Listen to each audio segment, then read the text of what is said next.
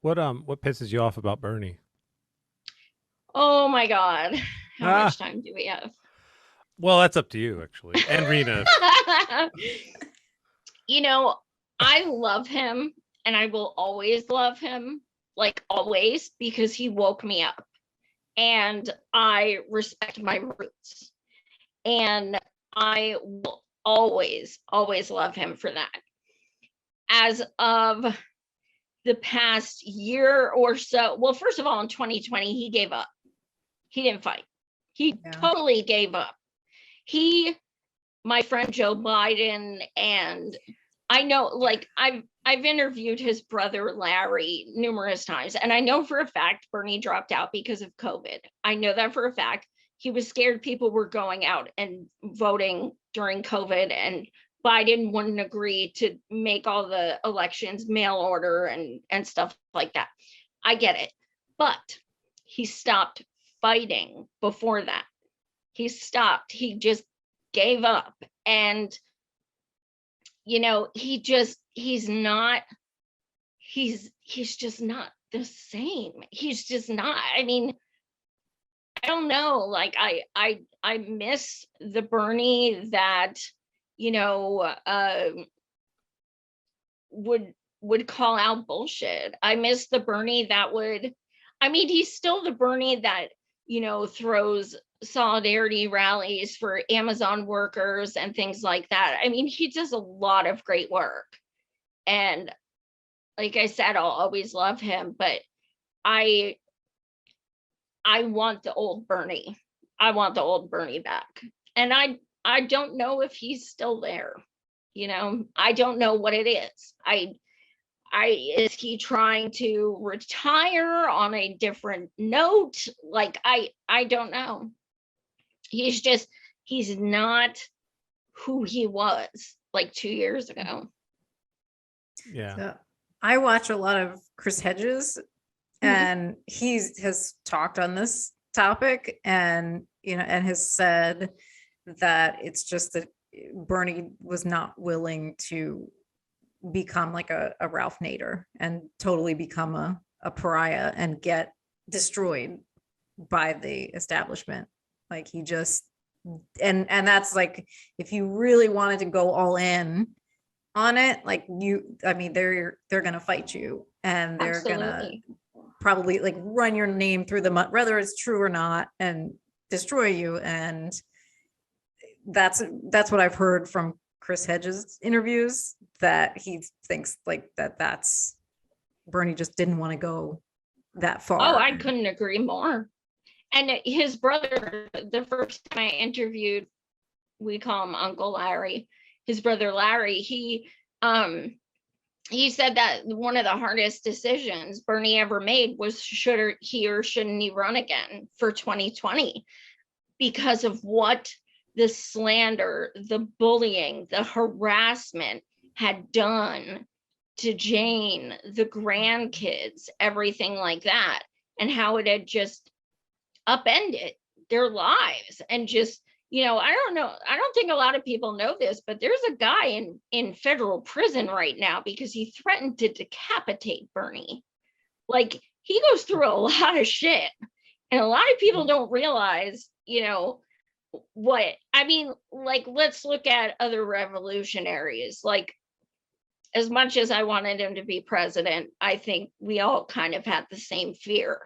So I get why he was so scared, and I get why he was scared to truly take on the establishment, but that doesn't mean we're not allowed to be disappointed, and we're not allowed to say, we believed in you, we had faith in you, we encouraged you, we got you to this point, don't abandon us.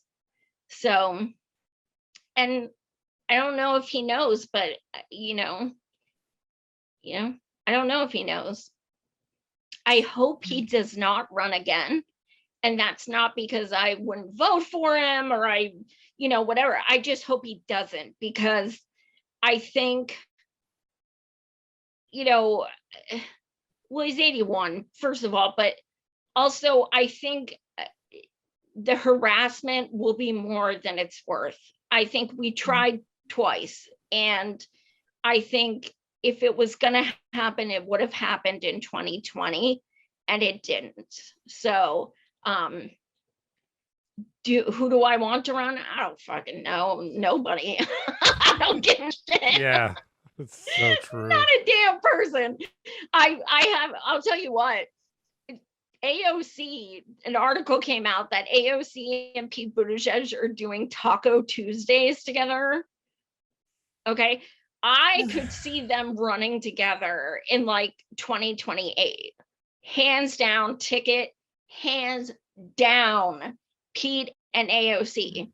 I could see that. Like, I'm calling it. I believe you.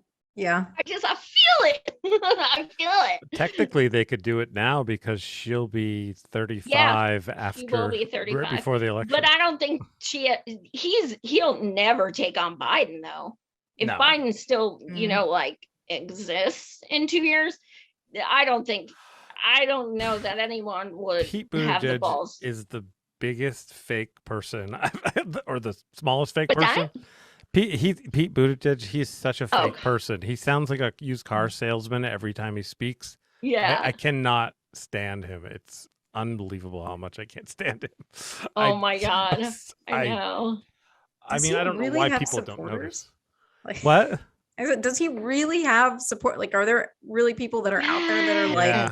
yeah. But I think it's identity politics, to be quite honest. Yeah. But you know what? All my gay friends hate him. Yeah. And they're like, we do not want our first gay president to be him because he sucks. Yeah. And Yeah. he's establishment and he's, so, but like, I think a lot of the people I talked to when I was campaigning for Bernie in Iowa, they were like, they had rainbow flags and they were like, we need to elect, it was Hillary, first woman president. It was first gay, was a lot of the same. I heard it about Kamala. I heard it about Pete. It was never substance. You know what I mean? It was always like making history, which if we could make history, hell yes. But let's not just like do it to do it. Like, let's actually set a good precedent because we have a first woman of color vice president and she's not that great. So She's another one I completely don't believe anything she says. It all sounds so like something's running in her head. That question. Zzz, zzz, zzz, zzz, zzz, zzz, and she spits it out. And you're like, did she say anything? I don't know if she said anything. Debate. It was a debate. It was a debate. Yeah. And then that laugh, like after she says stuff like that, like that is the most disingenuous Cackle. thing. Like, I don't think everybody has that intuition. Like you said, you were an empath earlier. I'm very empathic myself, and sometimes I'm stunned that people don't see someone for who they are, and then I have to question myself. Am I just being over paranoid? Because maybe they see something I don't. Because if I see something they don't, I have to be willing to think that they see something I don't. But I go through that process, and I think other people or a lot of people don't go through any process at all. They just go, they said that and I'm going to believe it because I like how tall he is, or Right. like it's, and it drives me nuts because I like people that believe Trump says when he says something that he has any caring at all have a deficiency in the empathy department. They don't get it. They're not, or the intuition. They're just not seeing it somehow. I don't understand it. It really bothers me because it's so clear sometimes, obviously. It's that cognitive dissonance. They really, they see what they want to, and they want to believe it so hard that they're just in denial. They will twist themselves into pretzels to attempt to rationalize anything. Yeah, I equate it to the same people that like, when you see like a TikTok video or a YouTube video and you go, oh God, that's obviously fake because they're acting badly. And then you see in the comments, some people completely believe it. I think it's the same exact thing. Some people are not wired to tell if somebody is being genuine or not. Yep, I do. I really think that. I think it's all about the absolutely. amygdala. Yeah. It's like when people, they do those like feel good stories. Oh, this boy sold $3,000 worth of lemonade to help his mother's cancer treatment. Oh my God, that's so beautiful. Yeah, can we actually like think about why he needed to do that? Yeah. But like some people don't comprehend the deeper story. Yeah. They're just like, oh my God, what a sweet Yeah. little boy. And my Yeah. mind goes directly to this country is fucked up. Mhm. Yeah. Yeah, that. Yeah, and there's so many of those stories, and they're spit out all the time and celebrated. And Yeah. it's like, I no, worked this is 3 deep. jobs. Yeah, like this is deeply depressing. What is celebratory about this? Like this means that the system is so broken that people are having to do things like somebody. There was another one. I think it was a teacher like had cancer and needed to use didn't have enough PTO to take Yep. time off, and so then the colleagues donated PTO, and I'm like, that Yep. is the saddest thing. Like whenever I read these, I'm like, this is the saddest thing that I've heard. Like this is not okay. Mhm. And yeah, and they're propped up like, oh, what a wonderful thing. And I'm like, who's Yeah, thinking that? and when it they is read wonderful that? that they did it, but Yeah. that's not the point. Yes. It's, Right. it's used as an example of the American strength of fighting, and look how much we can suffer. Right. Like Bootstraps, people. Bootstraps. bootstraps. Yeah, it's bizarre. I just don't get it at all.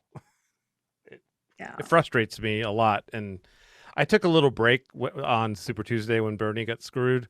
I was just like, you know what? I need to take a little break from all this because, wow, it was really hard. And I took about, I don't know, about a half a year just break where I just stopped thinking about everything. And, Yeah. but then it just comes back again, if you have empathy, you can't help but care, and it's the reason why you say stuff instead of not say stuff. It's why you do something instead of not do something. Is really just it's in you or it's not. Yeah, it's like a sense of obligation. Yeah. Like I feel like, like when I see, I mean, you pick your battles. Some people, there is no point to discuss with them because there is no discourse. They know what they know, and they're just gonna, throw pejoratives at you, and it's gonna be pointless. So, but I feel kind of obligated when, people are, saying something incorrect to point it out and just say, actually, what actually happens, or, something, or what's behind that is just because I don't know. And it's not to be sanctimonious. It's just, I feel like if someone knows something, they should share it. Yeah, and you'd And want to know if you were saying something wrong. You'd appreciate it. Freaking Yeah, like totally. I've had people tell me in the comments, actually, the number you gave was wrong. And then I post a correction. Hell yeah, fucking tell me. Yeah. Tell me. I want to know. You know what I mean? Like, we're fallible. Yep. Like, Yeah, to it's a not team accept effort. the fact that, like, don't you dare correct me. Yeah. Like that kind of hubris is just not acceptable. I'd prefer someone just say, Joy, you referred to an article from blah, blah, blah, but it was actually from XYZ. Like, fine, cool. I'll make a note. No harm done. But I think people are very, defensive when things happen like that. And I just feel like I'd rather just, I don't want to call people out, but education's so important. Like we need to learn these things. We have to.